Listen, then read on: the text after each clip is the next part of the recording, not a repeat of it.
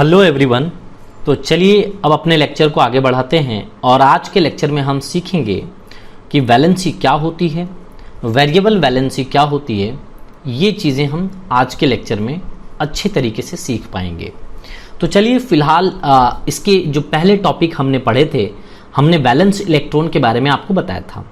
तो valence electron के बारे में जो आपको बताया था उसके बारे में बड़े डिटेल में आपको पता होना चाहिए, क्योंकि ये मुझे हेल्प करेगा अभी और आगे भी आने वाले बहुत सारे टॉपिक में। ठीक है, तो चलिए हम वैलेंसी स्टार्ट करते हैं। तो वैलेंसी के सबसे पहले डेफिनेशन दे दूं कि आखिर वैलेंसी कहते किसको हैं। ठीक है, तो वैलेंसी, यहाँ पे वैलेंसी को अगर मैं डिफाइन करूं, this is valency, it is the combining capacity of an element. It is the combining capacity of an element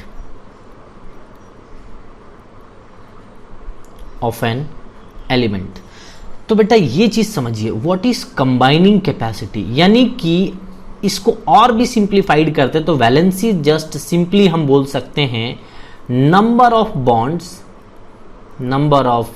bonds forming by an element. एक एलिमेंट के द्वारा, है ना, एक एलिमेंट के द्वारा जितने भी बॉन्ड्स बनाए जाते हैं, जितने नंबर ऑफ बॉन्ड्स बनाए जाते हैं, उसे ही हम कहते हैं वैलेंसी। फॉर एग्जाम्पल, सबसे पहले तो मैं ये बता दूं कि अभी वैलेंसी का डेफिनेशन पूरी तरीके से क्लियर नहीं हुआ। आपको क्रिस्टल क्लियर जब तक नहीं कर दूंगा मैं आगे बढ़ ही नहीं सकता। तो वैलेंसी सबसे पहले it is the combining capacity of an element. So combining capacity क्या होता है सर? तो इसको सिंप्लीफाइड वर्जन में हमने लिख दिया कि number of bonds forming by an element. किसी भी एलिमेंट के द्वारा कितने बॉन्ड्स बनाए जाते हैं किसी कंपाउंड में, दैट इज व्हाट वैलेंसी, है ना। वैलेंसी मतलब सिंपल कितने नंबर ऑफ बॉन्ड्स वो बना रहे हैं। अच्छा देखिए, आखिर कोई किसी से बॉन्ड क्यों बनाता है बेटा? मैंने क्या कहा था आपको कि पूरे पीरियोडिक टेबल में सबसे राजा महाराजा या फिर डॉक्टर इंजीनियर कहें तो ये सब चीज नोबेल गैस वाले के पास रहता है। यानी कि नोबेल गैसेस ही पीरियोडिक टेबल के राजा हैं, महाराजा हैं, आप कह ले डॉक्टर हैं, इंजीनियर हैं, सब स्टेबिलिटी, जितनी भी स्टेबल चीजें हैं सब वही हैं। तो अदर एलिमेंट जो पीरियोडिक टेबल में है वो चाहते हैं कि मैं भी नोबेल गैस कॉन्फ़िगरेशन के तरह हो जाऊं, उसके तरह मेरी भी कॉन्फ़िगरेशन हो जाए, इलेक्ट्रॉनिक कॉन्फ़िगरेशन मेरी भी नोबेल गैस कॉन्फ़िगरेशन के तरह हो जाए। जिसके कारण आपने इसमें लास्ट लेक्चर में आपने देखा था कि वो 3 तरीके से अपने इलेक्ट्रॉनिक कॉन्फ़िगरेशन को नोबेल गैस कॉन्फ़िगरेशन के तरह बनाने की कोशिश करता है। और हमने वो 3 मेथड बताए थे। पहला मेथड बताया था कि वो या तो इलेक्ट्रॉन को लूज कर ले, है ना, ज्यादा इलेक्ट्रॉन है उसके पास, थोड़ा सा ज्यादा है तो 1 इलेक्ट्रॉन को, 2 इलेक्ट्रॉन को, 3 इलेक्ट्रॉन को लूज करके नोबेल गैस कॉन्फ़िगरेशन में आ जाए।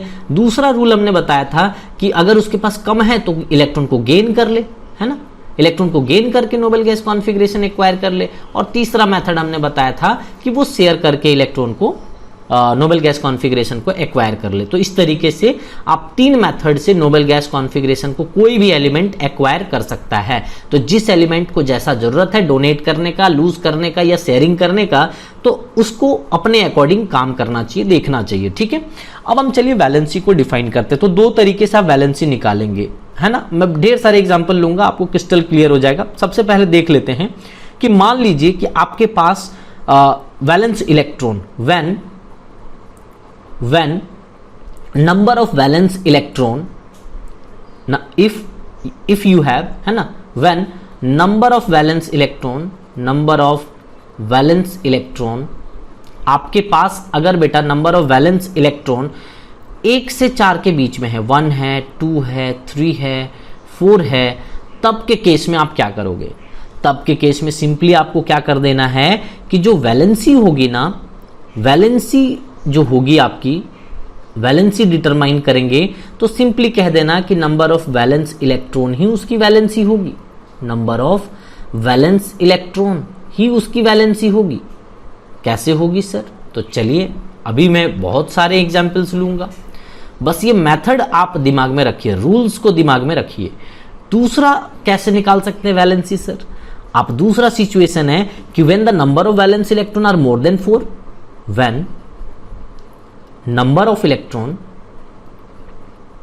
व्हेन नंबर ऑफ इलेक्ट्रॉन्स, है ना, number of valence electron, sorry we can say valence electron is greater than 4, यानी कि ग्रेटर देन 4 का मतलब क्या बेटा, 5 हो सकता है, 6 हो सकता है, 7 हो सकता है, ऐसा ये सब रहेंगे। तो क्या करेंगे, तो आपको क्या करना है कि वैलेंसी निकालने के लिए आपको कर देना है 8 माइनस वैलेंस इलेक्ट्रॉन। तो देखिए बेटा ये इससे तो आ जाता है, बट आपको जो डेफिनेशन है ना, डेफिनेशन पे स्टिक रहना, ये आपको हेल्प जरूर करेगा वैलेंसी निकालने के लिए, बट हर एक केस में आप वैलेंसी ऐसा नहीं निकाल पाएंगे। बट आपके लेवल में अप टू 10 लेवल पे आपको किसी भी तरह का दिक्कत नहीं आएगी। ये दो फॉर्मूला अप्लाई करके आप बड़े आसानी से बता पाएंगे कि कौन सा कितनी वैलेंसी होगी। बट आगे फर्दर स्टडी जब करोगे, आप 11th-12th में जाओगे, तो थोड़ी सी वैलेंसी का डेफिनेशन तो यही होगा, जो डेफिनेशन मैंने लिखा है ये डेफिनेशन वही होगा, but number of bonds forming by element जो होता है ना, ये एग्जैक्ट होता है, लेकिन आपको इससे नहीं निकाल पाओगे क्लास 11th-12th में, थोड़ा सा मतलब डिफिकल्ट होगा, लेकिन ये आपको हेल्प बहुत करेगा। ये आपको मैक्सिमम कंपाउंड में निकाल के दे देगा उसकी वैलेंसी कैसे होती है। तो चलिए हम चेक करते हैं कि किसकी किसकी वैलेंसी कैसे हम चेक करा जाए। तो चलिए मैं बताता हूं कि कुछ एलिमेंट्स के वैलेंसी कैसे हम डिटरमाइन कर सकते हैं। जैसे फॉर एग्जाम्पल मान लीजिए कि मैं आपको कहता हूं कि नाइट्रोजन की वैलेंसी मुझे बताइए। मैं एक साइड आपको क्या करता हूं, एलिमेंट लिख दे रहा हूं, और आपको मुझे उसके वैलेंसी इधर बताने हैं। मुझे बताइए कि उसकी वैलेंसी कितनी होगी, ठीक है। तो ये वैलेंसी आप बताएंगे। तो नाइट्रोजन का बेटा आप सबसे पहले वैलेंस इलेक्ट्रॉन निकालिए। तो जब आप वैलेंस इलेक्ट्रॉन निकालेंगे तो इलेक्ट्रॉनिक कॉन्फ़िगरेशन लिखेंगे, तो आप देखेंगे इसके वैलेंस इलेक्ट्रॉन 5 आएगा, है ना। आप करके देख लीजिए ना। जैसे मान लीजिए 7 है, तो 7 है तो क्या करूंगा, फर्स्ट सेल में 2 और सेकंड सेल में 8 जाएगा, सॉरी सेकंड सेल में 5 जाएगा, तभी तो 7 होगा। तो ये वाला कितना हो गया, ये कितना हो गया, देखो पहले सेल में मैक्सिमम 2 भर सकते हैं, दूसरे सेल में मैक्सिमम 8 भर सकते हैं, तीसरे सेल में मैक्सिमम 18 भर सकते हैं। तो इसके अकॉर्डिंग तो आप भर ही सकते हो ना नॉर्मल, तुरंत क्या भरेंगे, 2 यहाँ पे भर दिया, तो अब यहाँ पे कितना बचेगा 5, तो यहाँ पे 5 भर दिया, तो वैलेंस इलेक्ट्रॉन कितना हो जाएगा 5।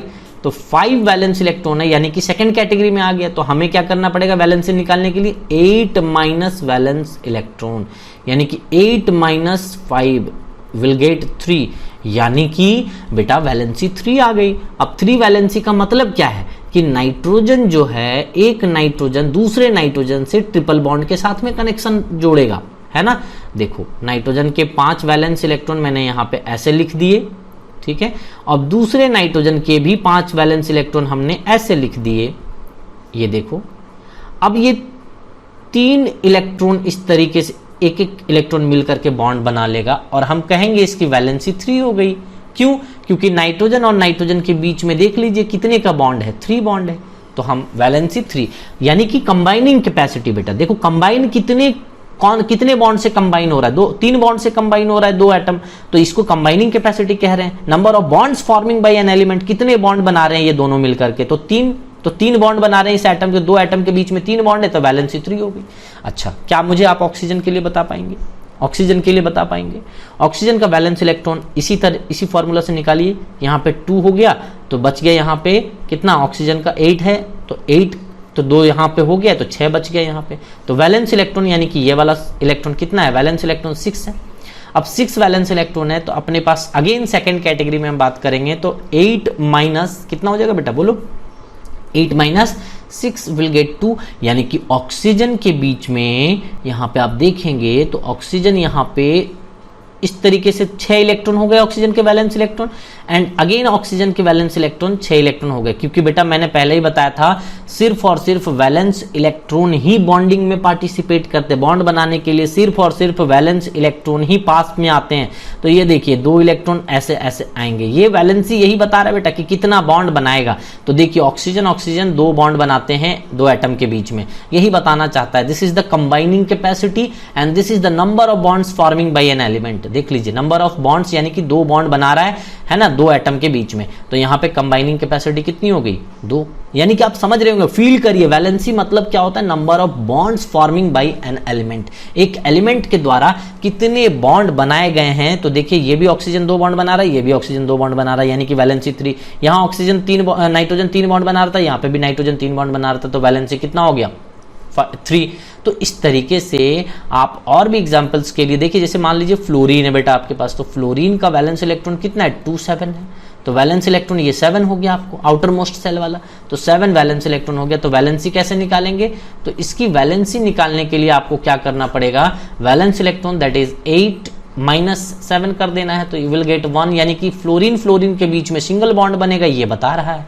तो फ्लोरीन यहाँ पे देख लो, 1 इलेक्ट्रॉन 2 इलेक्ट्रॉन 3 इलेक्ट्रॉन 6 इलेक्ट्रॉन और एक यहाँ पे 7 इलेक्ट्रॉन है ना, तो 2 2 4 2 6 और एक 7 इलेक्ट्रॉन। इसी तरीके से दूसरे फ्लोरीन का भी बना लीजिए 7 इलेक्ट्रॉन, ये देखिए 7 इलेक्ट्रॉन हमने बना दिया, क्योंकि 7 वैलेंस इलेक्ट्रॉन होता है और एक एक इलेक्ट्रॉन यहाँ पे बन गया, यानी कि सिंगल वैलेंसी है इसकी, तो सिंगल बॉन्ड ही बनाएगा, है ना। Number of bonds forming by an element, यहाँ पे 1 बॉन्ड फॉर्म कर रहा है, इसीलिए हम कहते हैं कि 1 वैलेंसी। और बाय मेथड भी आपने, बाय रूल आपने कैलकुलेट कर लिया कि 1 वैलेंसी आया, यानी कि फ्लोरीन फ्लोरीन के बीच में सिंगल बॉन्ड होगा। बहुत इजी है बेटा। अच्छा आप बताइए मुझे सोडियम का क्या होगा। सोडियम का आप देखिए तो 2 8 1 होगा, तो वैलेंस इलेक्ट्रॉन कितना है 1 है। तो अब मैंने क्या बताया था कि 1 2 3 4 जिसकी वैलेंसी होगी, वैलेंस इलेक्ट्रॉन होगा, उसकी वैलेंसी भी उतनी ही हो जाएगी। तो यहाँ पे 1 2 3 के लिए सोचना ही नहीं है, 1 2 3 4 के लिए सोचना ही नहीं है, 1 है तो वैलेंस इलेक्ट्रॉन भी 1 और वैलेंसी भी 1। नेक्स्ट इसी तरीके से कोई भी एलिमेंट ले लीजिए, एल्यूमिनियम ले लीजिए, तो ये 2 8 3 हो जाएगा, है ना। आप इलेक्ट्रॉनिक कॉन्फ़िगरेशन लिख के भी सेल वाइज अरेंज कर सकते हैं, KLM ऐसा करके, तो इतना ही आएगा, है ना। तो मैंने ये रूल बता दिया है कि 2 8 18 इस तरीके से भरते चले जाइए, पहले 2 भरिए फिर 8 भरने की कोशिश करिए फिर 18 भरिए यहाँ पे, तो इस तरीके से भर रहा हूँ मैं। तो 2 8 3 हो गया, तो 2 8 3 हो गया तो क्या बोलेंगे बेटा, बोलो ये हो गया कितना, बोलो यहाँ पे 3, तो वैलेंसी भी 3, क्योंकि यहाँ पे देख लीजिए रूल नंबर 1 अप्लाई कर दीजिए, 2 ही तो रूल है। अगर 1 2 3 वैलेंस इलेक्ट्रॉन है तो वैलेंसी कह देंगे कि वही सेम होगा, है ना, जितना वैलेंस इलेक्ट्रॉन उतना ही वैलेंसी हो जाएगी। और अगर मान लीजिए कि 5 6 7 रहा वैलेंस इलेक्ट्रॉन, तो आप 8 माइनस कर देना तो वैलेंसी आ जाएगी, ठीक है। तो ओवरऑल कहने का मतलब है बेटा, अपने आउटर मोस्ट सेल में 8 इलेक्ट्रॉन हर कोई बनाना चाहता है। लुइस थ्योरी के अकॉर्डिंग टू लुइस अंकल, उन्होंने कहा था कि जिसके भी वैलेंस इलेक्ट्रॉन में 8 इलेक्ट्रॉन हो जाते हैं, वैलेंस सेल में 8 इलेक्ट्रॉन हो जाते हैं, वो स्टेबल हो जाता है, चाहे वो इलेक्ट्रॉन को डोनेट करके हो, चाहे वो इलेक्ट्रॉन को गेन करके हो, चाहे वो इलेक्ट्रॉन को शेयर करके हो। तो देखिए ये अगर डोनेट करेगा एक इलेक्ट्रॉन को तो वैलेंसी 1 होगा, तो यहाँ पे 8 आ जाएगा उसके। फिर ये 3 क्यों डोनेट करना चाहता है, क्योंकि यहाँ 8 आ जाएगा, नोबल गैस कॉन्फ़िगरेशन हो जाएगा, तो वैलेंसी यहाँ पे 3 हो जाएगी।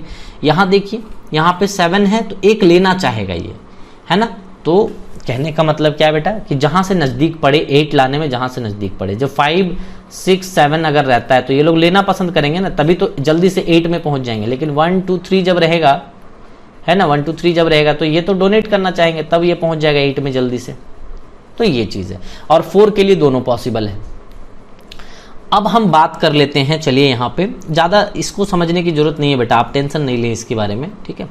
तो ये हो गया आपको वैलेंसी कि किस तरीके से किसी भी एटम के लिए, किसी भी एलिमेंट के लिए वैलेंसी कैसे डिटरमाइन कर सकते हैं, ये मैंने आपको बता दिया। अब कुछ और चीज़ें हम यहाँ पे डिस्कशन कर सकते हैं, दैट इज़ कि अभी वैलेंसी हमने सीख लिया, आप बड़े डिटेल में आप किसी भी एटम की वैलेंसी को निकाल सकते हैं, क्योंकि हमने आपको बड़े डिटेल में बता दिया। ये फार्मूला, बस 2 ही फार्मूला आपको दिमाग में रखने हैं। नंबर 1 ये वाला कि when number of valence electron 1 2 3 4, so we have to apply this formula. And अगर आपके पास वैलेंस इलेक्ट्रॉन 4 से ज़्यादा हैं, यानी कि 5 6 7 हैं, तो आप इसके लिए वैलेंसी निकालने का ये, बट एक्चुअल मीनिंग क्या होता है वैलेंसी का, ये मैंने आपको समझा दिया है। तो चलिए अब हम स्टार्ट करते हैं कि कैसे आगे बढ़ा जाए। तो वैलेंसी के बारे में मैंने समझा दिया। अब वेरिएबल वैलेंसी क्या होता है सर, आपने एक और टर्म लिखा था, दैट इज वेरिएबल वैलेंसी, ये भी थोड़ा बता दीजिए। तो बेटा वेरिएबल वैलेंसी कहने का मतलब है कि एक ही एलिमेंट एक से ज़्यादा वेरिएबल वैलेंसी, मतलब एक से ज़्यादा वैलेंसी शो करता है, तब हम जाके कहते हैं कि वो वेरिएबल वैलेंसी। जैसे मान लीजिए फॉर एग्जाम्पल अगर हम बात करें, जैसे आयरन जो है बेटा, वो आयरन 2+ में भी हो सकता है, इसे 2+ में रहता है जो लेस चार्ज में, तो उसको हम फेरस कहते हैं, है ना, फेरस कहते हैं, अस लगा देते हैं, है ना, डबल आर दे दो, फेरस स्पेलिंग में ना जाएं, कोई दिक्कत नहीं, हो सकता है यहाँ पे Fe3+ फेरिक। तो कहने का मतलब है बेटा यहाँ पे कि शायद एक ही आर होगा यार, जो भी होगा देख लेना।